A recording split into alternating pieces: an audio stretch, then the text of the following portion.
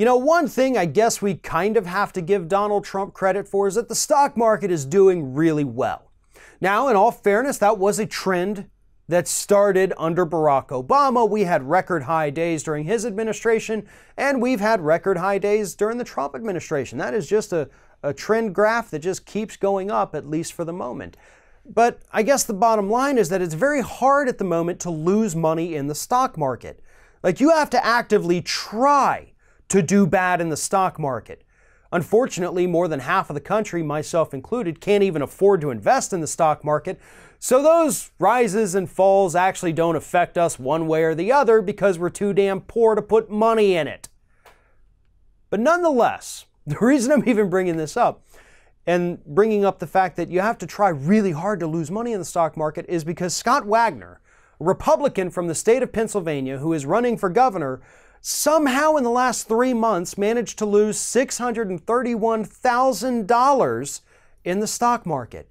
But don't worry, folks, it wasn't his money. It was actually his campaign money.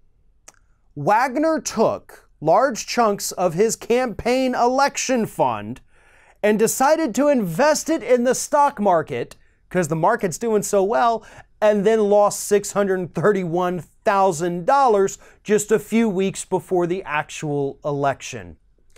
Now, here's the saddest part of the story, even more sad than this moron who can't seem to make money when everyone else in the stock market is the fact that this isn't illegal. I mean, this wasn't even his money, although he says he only gambled away in the stock market the amount that he put into his campaign. It's a lie.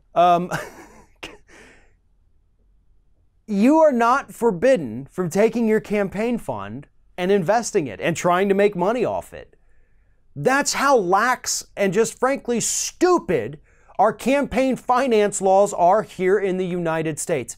You can pretty much take that campaign money and do whatever the hell you want with it. And as long as you've got a good excuse for doing it, somehow relating it to your election, they're fine. You're not going to get in trouble. They don't care. I mean, this isn't like back in the day, 10 years ago, when John Edwards used campaign money to pay off the woman he had an affair with, almost went to jail for it. Yeah, those days are gone. You can do whatever the hell you want with your campaign money. The U.S. Supreme Court's got your back. They think money is speech. And the more money you have, I guess the more speech you have. And that's exactly what's happening with Scott Wagner here.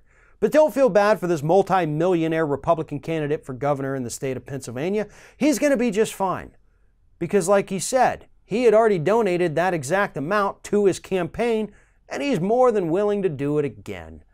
Isn't it great to be so rich? So rich that you could lose, close to $1 million in the stock market in just 3 months and say, oh well, I'll just try again next time. Doesn't really bother me.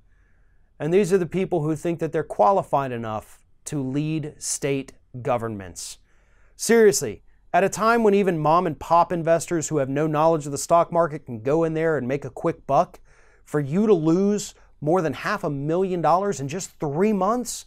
Yeah, I don't think anyone in the state of Pennsylvania should trust you when it comes to managing the state's budgets and hell, even managing things like water or sewage or garbage pickup.